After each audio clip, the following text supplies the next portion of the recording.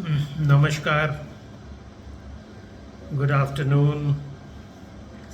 इसके पहले वीडियो में मैंने आपसे ज़िक्र किया था, शुरुआत की थी ज़िक्र की कि कैसे हम दवा के आगे हार्ट फेलियर में कुछ इलाज हैं जो कर सकते हैं जिससे कि आपको फ़ायदा मिल सकता है। तो मैंने आपको पेसमेकर इम्प्लांटेशन की बात बताई थी कि जिसको हम लोग कहते हैं बाईवेंट्रिकुलर पेसिंग या कार्डियक रीसिंक्रोनाइजेशन थेरेपी, और अगर उसको साथ में हम आईसीडी भी लगा देते हैं जो कि इम्प्लांटेबल कार्डियोवर्टर डिफिब्रिलेटेड डिवाइस है, यानी जब धड़कन बहुत तेज़ी से हो, जिसको हम लोग वीटीवीएफ करते हैं, जो कि हार्ट फेलियर के मरीज़ों में काफ़ी कॉमन हो जाता है और सडन कार्डिक डेथ के लिए ज़िम्मेदार होता है। तो उसमें वो शॉक दे के आपके रिदम को ठीक कर देता है। और कार्डिक रीसिंक्रोनाइजेशन है कि जब कोई बंडल ब्रांच ब्लॉक की वजह से आपका हार्ट जो है वो सिंक्रोनाइज तरीके से काम नहीं कर रहा है, दोनों वेंट्रिकल्स जो हैं वो सिंक्रोनाइजेशन में नहीं हैं, तो उनको सिंक्रोनाइज करने के लिए हम लोग सीआरटी करते हैं और दोनों को जब कंबाइन कर देते हैं तो वो कॉम्बो डिवाइस या सीआरटी-डी होता है।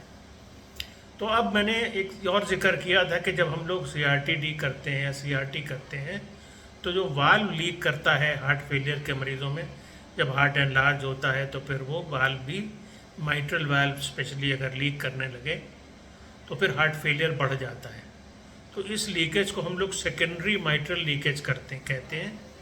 तो इसमें वाल्व जनरली बदलने की ज़रूरत नहीं होती है, लेकिन इस वाल्व को अगर हम लोग थोड़ा सा किसी ऐसे प्रोसीजर से ठीक कर दें, वाल्व की जो लीकेज है उसको ठीक कर दें, तो लीकेज की वजह से जो हार्ट फेलियर बढ़ जाता है उसको कंट्रोल किया जाता है। मैंने लास्ट टाइम बताया था कि भाई जब हार्ट एनलार्ज होता है तो वाल्व लीक करने लगता है, वाल्व लीक करता है तो हार्ट और लोडेड हो जाता है, और एनलार्ज हो जाता है, और एनलार्ज होता है तो लीकेज और बढ़ जाता है, तो एक विशेष साइकिल चलती है।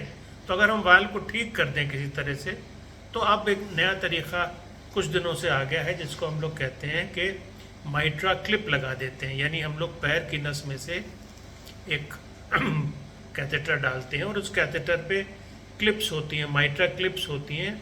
तो जो लीकेज वाली जो वाल्व है उसमें हम क्लिप लगा देते हैं बाहर से ही, पैर के ज़रिए से ही, जिसको ट्रांसवीनस माइट्रा क्लिप कहते हैं। तो उस क्लिप्स को 1, 2, 3, 4 तक क्लिपें लगानी पड़ सकती हैं। तो जब वो जो छेद बड़ा हो गया है जिसकी वजह से वाल्व लीक कर रहा है, तो वाल्व भी बड़ा हो जाता है, उसके भी जो है वो पल्ले, जैसा मैंने कहा कि वो ढीले हो जाते हैं। तो ढीले पल्लों को कसने के लिए जैसे आप स्क्रू लगा दें या जैसे आप कोई क्लैंप लगा दें, उस तरह का क्लैंपिंग कर दी जाती है, जिसको हम लोग माइट्रा क्लिप कहते हैं। और माइट्रा क्लिप लगने से जो सेकेंडरी माइट्रल रिगर्जिटेशन है वो कम हो जाता है, और उसकी वजह से फिर जो हार्ट का जो फर्दर एनलार्जमेंट है वो भी कम हो जाता है, हार्ट फेलियर भी कम हो जाता है। और कभी कभी सर्जिकल वाल्व को रिमूव करके सर्जिकली उसको इम्प्लांट करने की भी ज़रूरत होती है। माइट्रल का जो मैकेनिकल वाल्व हो या फिर प्रोस्थेटिक वाल्व हो, बायोप्रोस्थेटिक वाल्व हो, तो वाल्व को सर्जिकल रिप्लेसमेंट भी कभी कभी करना पड़ता है। लेकिन माइट्रा क्लिप एक ऐसी चीज़ है जिसको हम लोग बगैर सीना खोले, बगैर हार्ट को खोले, एक कैथेटर के ज़रिए से वहाँ जाके लीकिंग वाल्व को क्लैम्प कर देते हैं। अब जब वाल्व का जिक्र हुआ तो सबसे पहले मैंने ये भी बताया था कि हार्ट फेलियर की बहुत सी वजह होती हैं। उसमें एक वजह ये भी है कि आपका वाल्व डिफेक्टिव है, या तो सिकुड़ा हुआ है या लीक कर रहा है, या दोनों चीज़ें, और या फिर दिल की नसें ख़राब हैं जिसकी वजह से हार्ट अटैक हुआ है और जिसकी वजह से हार्ट का एक हिस्सा जो है वो डैमेज है, तो वो कम्प्लीटली आपको कॉन्ट्रैक्ट नहीं कर रहा है, इजेक्शन फ्रैक्शन कम कर रहा है। और अगर मान लीजिए डैमेज नहीं भी हुआ है तो खून की कमी की वजह से हार्ट फेलियर बढ़ रहा है, तो अगर इस कॉज को रिमूव कर देंगे हम लोग तो हार्ट फेलियर बेटर हो जाएगा। तो जैसे वाल्व सिकुड़ा हुआ है, लीक कर रहा है, तो वाल्व बदल दिया गया, या फिर बाहर से हम लोग आजकल का जैसे मैंने कहा माइट्रा क्लिप के अलावा हम वाल्व को भी बाहर से रिप्लेस कर सकते हैं। यानी जो पैर की नस है उसमें से एक कैथेटर डालते हैं, उसके ऊपर एक वाल्व अंदर लोडेड होता है, और जो सिकुड़ा हुआ वाल्व है, जो लीकिंग वाल्व है, वहाँ जाके उसको छोड़ दिया जाता है, तो वो वाल्व अपने एक सूरत ले लेता है, जो सिकुड़ा हुआ है वो पूरा खुल जाता है। और ये दोनों तीनों वाल्व्स के ऊपर हम लोग इस्तेमाल कर रहे हैं, चाहे वो माइट्रल हो, चाहे वो एओर्टिक हो, और ट्राइकस्पिड के ऊपर भी कर रहे हैं, अब तो पल्मोनरी में भी शुरू हो गया। तो 4 वाल्व होते हैं हार्ट के, लेकिन बेसिकली हार्ट फेलियर होता है एओर्टिक और माइट्रल वाल्व की ख़राबी और लीकेज की वजह से। तो इन वाल्व्स को जो सिकड़े हुए हैं या जो लीक कर रहे हैं हम लोग बदलते हैं। और बदलने में जैसे सर्जन तो सीना खोल के करता है, लेकिन कार्डियोलॉजिस्ट जो है वो पैर की नस में से ही वो वाल्व के को जाके वहाँ पे वाल्व पे फुला देता है, जिसको हम लोग ट्रांस कैथेटर वाल्व रिप्लेसमेंट कहते हैं, टावी या टैवर शॉर्ट फॉर्म में। अगर वो एओर्टिक वाल्व पे है, अगर वो माइट्रल वाल्व पे है तो वो टैमर हो जाता है, यानी transcatheter transvenous mitral valve replacement या ट्रांसवीनस एओर्टिक वाल्व रिप्लेसमेंट। तो अब ये वाल्व ऐसे हैं कि जो हम बदल देते हैं तो इनकी लाइफ होती है 14-15 साल ये चलते हैं।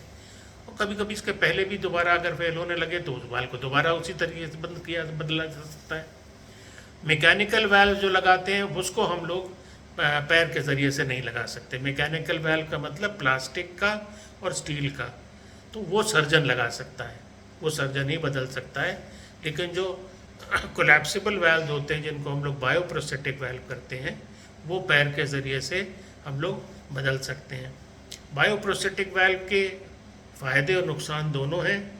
बायोप्रोस्थेटिक वाल्व का मतलब ये है कि वो उसके ऊपर क्लॉट जमने की टेंडेंसी कम रहती है, तो खून पतला करने की दवा हम लोग को नहीं देनी पड़ती है उसमें। और मैकेनिकल वाल्व में खून जमने की टेंडेंसी रहती है, तो उस पर बराबर खून पतला करने की दवा या तो वो वारफरिन हो या एसिट्रोम हो, ये देना पड़ता है। लेकिन मैकेनिकल वाल्व चूँकि स्टडी होते हैं तो उनकी लाइफ ज़्यादा होती है। तो यंग इंडिविजुअल्स जो हम लोग कहते हैं कि अगर है बदलना ही है तो फिर मैकेनिकल वाल्व से बदलिए।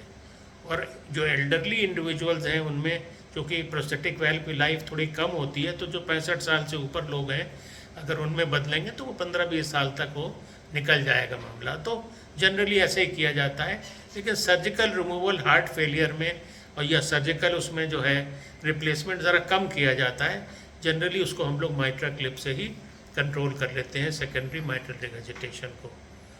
तो ये अब रही बात उसकी कि अगर मान लीजिए कि दिल की नसों की ख़राबी की वजह से है, यानी अगर हार्ट के जो एंजाइना या जो हार्ट अटैक की सूरत जिनमें रहती है उनमें भी हार्ट इनलाज हो जाता है। Chronic reduction of blood supply से भी हार्ट की मसल कमज़ोर होती है।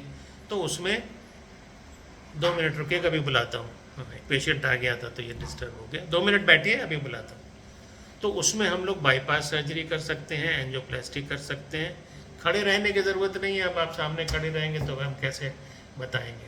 आ ही जाइए, फिर हम बंदी कर देते हैं इसको।